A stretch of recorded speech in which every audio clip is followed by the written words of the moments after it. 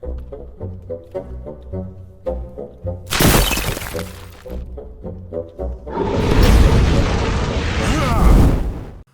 everybody, it's Riff Raff Hornhelm, and I'm back again with another review. We have an interesting character. This one comes from the world of 5e, and it's a ranger, but I'll let our reviewer, the inestimable and wonderfully talented Red Hornhelm, explain it all to you here in just a moment. A reminder for everybody, check the description box below.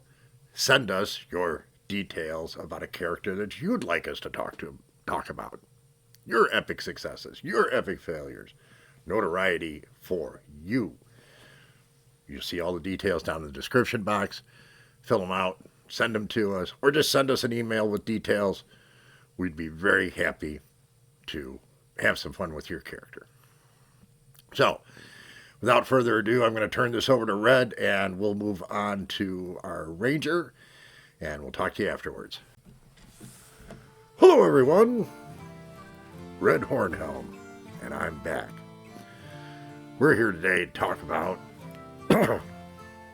another fascinating character. This one is Kep of the Silverwood. He's a human ranger, 7th level. Plays in the D&D 5e universe. He's more of a good guy, not so much of a bad guy. Though he tends to look after himself, he still leans more to the good than he does to the bad. Excellent. We love a good character out there doing everything they can to promote their party, keep evil at bay, and all that kind of good stuff. Now, he's a ranger.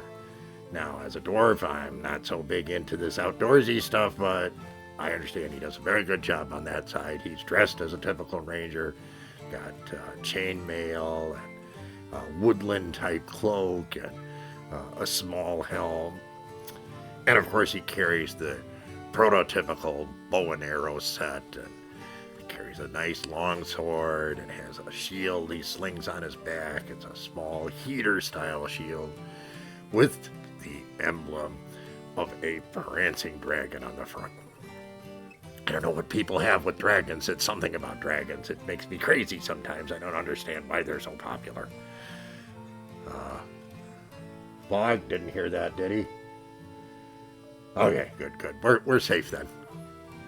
So, that's generally what he looks like. He's a pretty quiet character, it says, and he doesn't, he speaks softly and tends to let his deeds reflect his true self rather than talking about himself. So I understand that's all very human type stuff, but okay, fine. So, what kinds of things has he done that are epic successes and epic failures? Well, his epic success is related to his bowman's work. He managed to obtain an arrow of slaying, and it was a very specific one having to do with liches. So, using this arrow of slaying and sneaking carefully with the best of rolls all along the way, he put an arrow right into the eye socket of the Lich King. And it being an arrow of slaying, killed the Lich King, leaving his entire army spineless and unknowing what to do and fleeing the field of battle. Wow. So, by killing the Lich King, he prevented further bloodshed, disbanded the Lich's evil army, and saved the kingdom. That's pretty epic. I gotta say, that's very epic. So we talked amongst our Hornhelm colleagues again and asked them what they thought of it. And the response was very positive. They saw this as being a tremendous deed, truly epic, and hated undead, which always, us dwarves don't like undead, so we're very, very happy with this result. Give an 8 out of 10. Great job. Well done, Kep. And one of the things that we went back and did was talk about, what would we have done under those circumstances? Well, as dwarves, to be honest, don't tell too many people this, but we'd have run our butt ends off. So what about the failures? Did he have any failures? Well, that's a very good question. Yes, of course he did. He undertook to, with his fellow party members, to engage a dragon. This happened to be a black dragon, and it was an old black dragon, and everybody was involved in the fight. So he saw an opportunity where he was going to slay that dragon, and a pretty special sword that was going to help him. And he waited till the dragon was closely engaged with his fellows. The dragon arched up. He saw that as an opportunity, ripped out his sword, ran, jumped, slid underneath the dragon with the sword up, ready to punch him in the chest in his one weak spot. That's when the rolls went bad, and unfortunately, he fumbled his sword. The sword fell out. The dragon heard him going underneath, dropped down on top of him, and smushed him like a bug. By the time the dragon was done with him, there was just a bloody red spot underneath where the dragon had actually dropped his pot, and all the weight on top of this poor character. So, that was a very unfortunate end, and when we talked about it with all of our fellow colleagues here within the Hornhelm, they came back and said, oh yeah, we agree. That's a definite fail.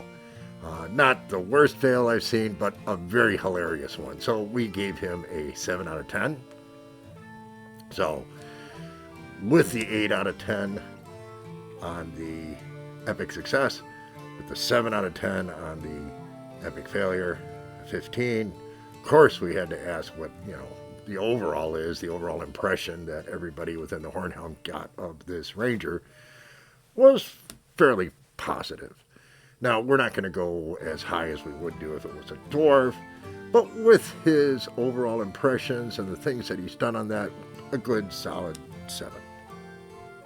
So, 22 overall, which is a very, very respectable score. We're very impressed with that. We think that as a human ranger, Kep is A-OK.